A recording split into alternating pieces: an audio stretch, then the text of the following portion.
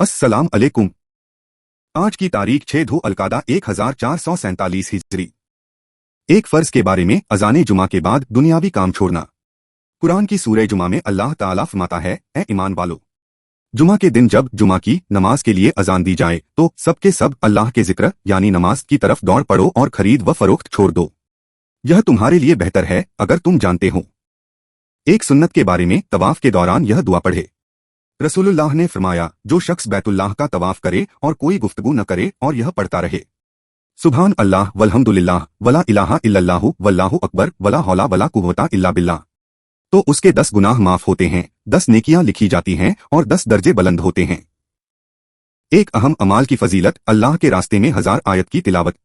रसूलुल्लाह सल्लल्लाहु अलैहि वसल्लम ने फरमाया, जिसने कुरान की 1000 आयत अल्लाह के रास्ते में पढ़ी, अल्लाह ताला उसका नाम नबियों, सिद्दीकीन, शुहदा और सालिहीन के साथ लिख देते हैं।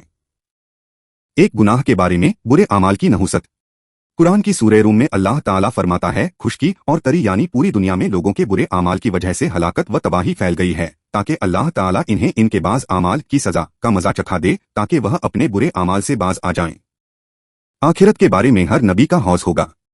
रसूलुल्लाह सल्लल्लाहु अलैहि वसल्लम ने फरमाया, हर नबी के लिए एक हौज होगा और अंबिया आपस में फख्र करेंगे कि किसके हौज पर ज्यादा उम्मती पानी पीने के लिए आते हैं।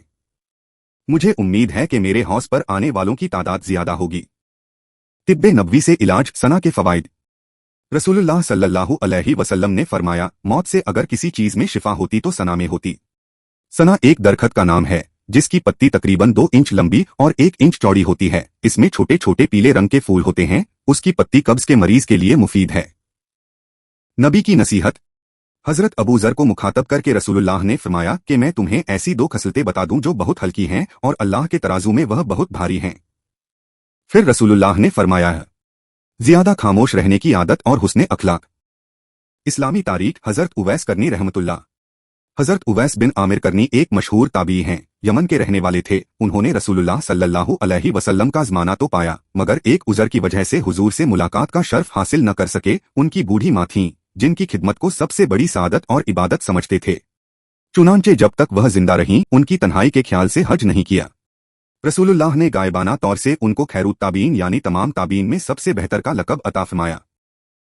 हुजूर ने हजरत उमर फारूक को उनका नाम और अलामतें बताकर फरमाया कि वह अपनी माँ की खिदमत करता है। जब वह खुदा की कसम खाता है तो अल्लाह उसको पूरी करता है। अगर तुम उस बराबर उनकी तशरीफ ने हजरत से दुआएं मगफिरत हासिल कर सको तो करा लेना। उसके बाद से हजरत उमर तलाश में रहे, यहाँ तक कि हजरत उमर के जमाने खिलाफत में हजरत उवैस तशरीफ लाए, तब उमर रजी अल्लाहु अन्हु ने उनसे मुलाकात की और दुआ की दरखास्त की।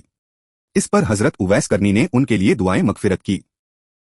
हजरत उवैस करनी फिर कूफा में जाकर बस गए थे और बहुत ही सादा जिंदगी गुजारते थे।